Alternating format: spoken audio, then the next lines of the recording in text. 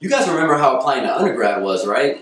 You take a standardized test, you write a personal essay, maybe you have to write a few more essays, grab a few letters of rec, and fill out a pretty thorough online application known as the Common App. Well, applying to med school is basically the same thing. Just multiply everything by about 200, add in a little steroids, and subtract 25% of your sanity. But before you panic, I'm going to show you exactly how to maximize your chances of getting into medical school by crushing the primary application. But first, just give me one quick sec here. Alright.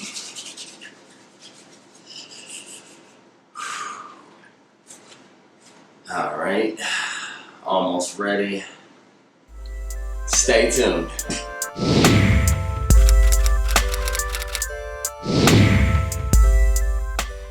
What's up, YouTube? If you're new here, my name is J.R. Smith. I'm an accepted medical school applicant, and I want my story and journey to help inspire yours. As of this date, it is currently March 12th, 2020, and it's highlighted by the coronavirus epidemic, but it also means there are only 55 days, or about 7 weeks, until this year's medical school application cycle begins. So aspiring medical students use the American Medical Colleges Application Service, or AMCAT for short. If you apply to schools in Texas, you may be using the Texas Medical and Dental Schools Application Service, but since I only use the AMCAT, this video is only going to be covering that application service. So the AMCAT opens on May 4th this year. What does that mean? That means on May 4th, you have the opportunity to begin filling in your medical school application. However, you cannot actually submit your medical school application until May 28th. But trust me, it takes far more than only 24 days to put together a strong application. So I'm going to start with the most critical part in creating a competitive application. This is something that is far more, in my opinion, it's far more important than getting all A's, than getting an MCAT score that places you in the 90th percentile, and that is creating and developing your narrative. What's your story? What brought you to medicine? What experiences have you had that have cultivated a passion that's driven you into wanting to go to medical school? You can think of your narrative as your personal book, and the more cohesive and well put together that book is, the more enjoyable it will be for the reader. Think about a great book that caught your attention right away, a book that every chapter as you read through it got better and better, and throughout the day you're just waiting to get home and pick that book up because it's so good. Now compare that experience to a book that is so dry that you only read a chapter of it and haven't picked it up in years, or even worse, it's like a textbook and it's just dense information that you basically use more as a pillow than a book.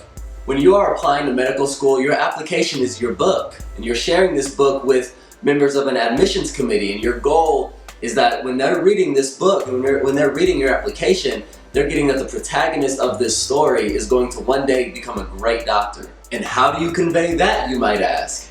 It's the exact same way you understand anything about any character in a story. It's through their experiences, through their journey, through the way they think about things. So I already have a video dedicated to my story. Make sure you check that out if you haven't yet.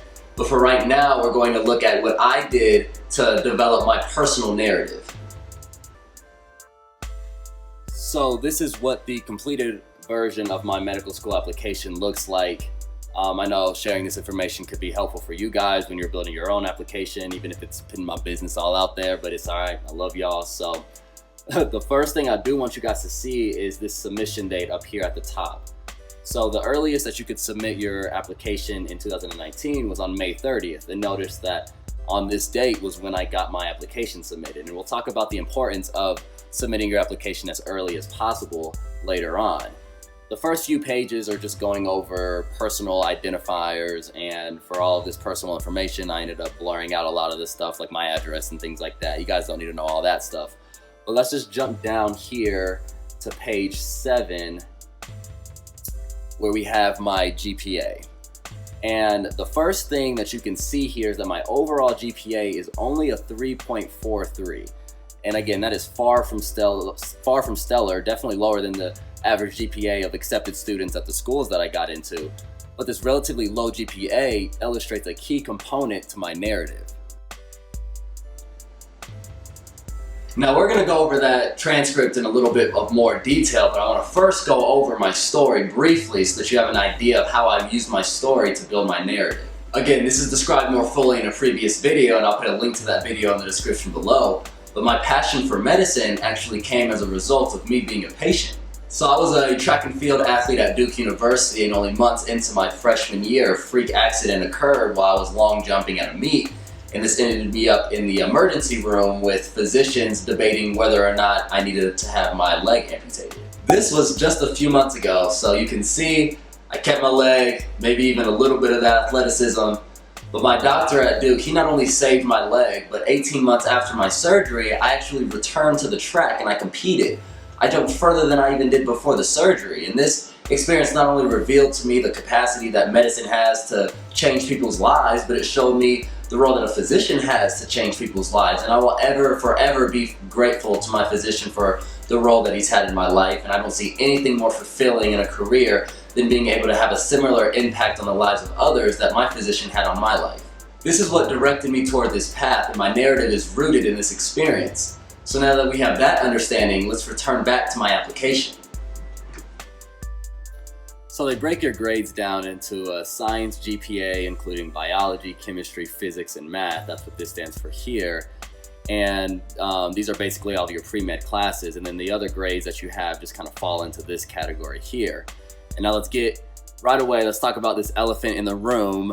My sophomore year, I had a science GPA of only 2.5.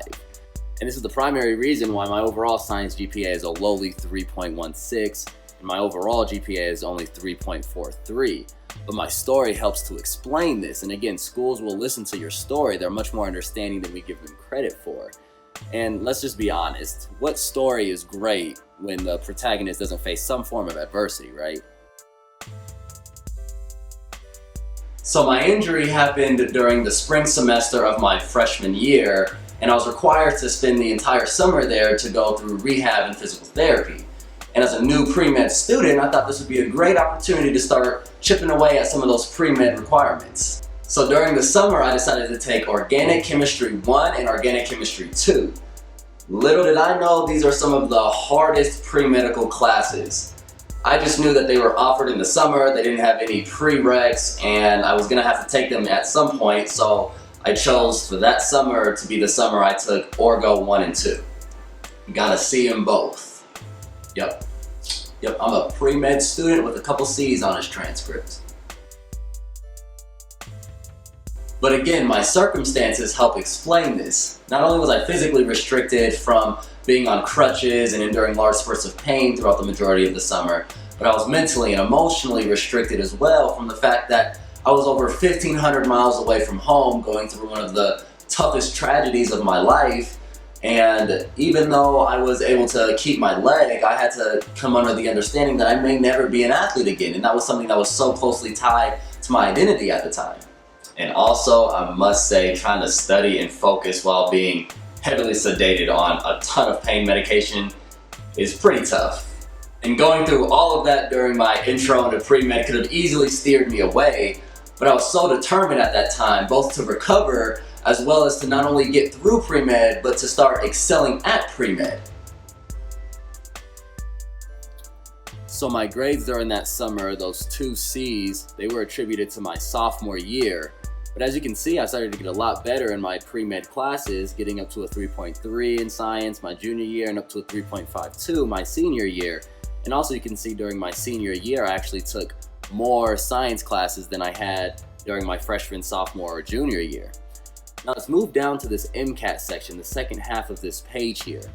Although I did have a positive trend in my GPA, which is really important, especially because my overall GPA and science GPA were below average for the medical schools that I wanted to get into, I needed to have an MCAT score that showed that I still understood the material at a very high level.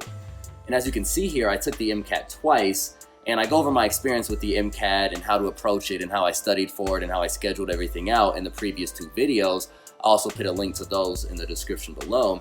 But I wasn't going to apply until I had a score I was happy with. And when I got a 511, that was a score that I felt comfortable enough to move forward with, and I thought that that score would give the admissions committee confidence that I knew the material.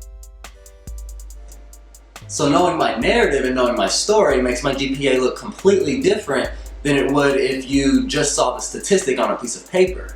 Knowing my narrative makes you look at my GPA and think, oh, this is an applicant who experienced a very challenging time in their life, but they didn't stop. They overcame that. They persevered. They illustrated work ethic to grow and get better.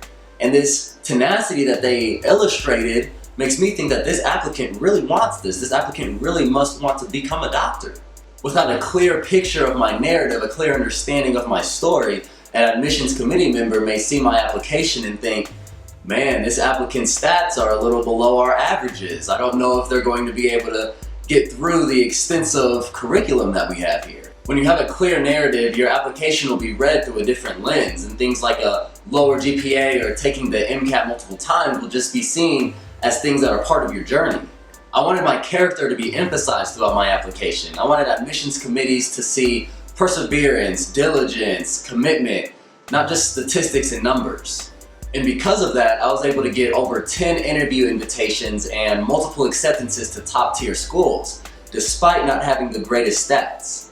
I want this video to primarily serve as an indicator that your story plays such a larger role in your application success than things like your MCAT score or your GPA. In the next video, I'm going to go over how to amplify your story through the experience section in the application. So make sure to tune in next week as we begin to unpack just how do we portray ourselves and how can we clearly depict our narrative throughout our application. But for now, just know that your story is far more important than your stats. Schools are looking for candidates who are going to make great doctors, and there are attributes and characteristics that are far more important to creating a competent physician than just how much this person knows biochemistry or physics. So spend some time thinking about what got you here. Why do you want to be a doctor? What experiences show that? What experiences have started to mold certain characteristics like perseverance and leadership and diligence and commitment into you as a candidate? Spend some time thinking about that so that you're going to be in the best position to start developing your personal narrative. I hope being vulnerable with my application helps give you a clear picture of your own and really shows you what you can be capable of as an applicant. If you like this video, give me a thumbs up. That's always greatly appreciated. Don't forget to subscribe, tap that bell. New videos every Saturday. We're just getting started in this medical school application series. And if you're following me along this entire series, I can assure you that you're going to be that much more prepared when it's your turn to apply for medical school. But until then, keep evolving, and I'll see you guys next time.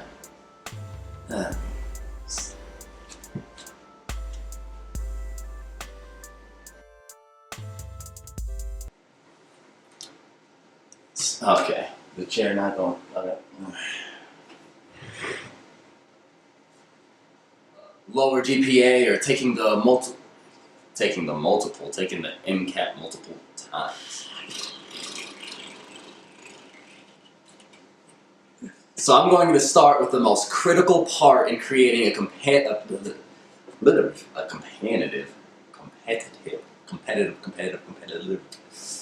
critical part.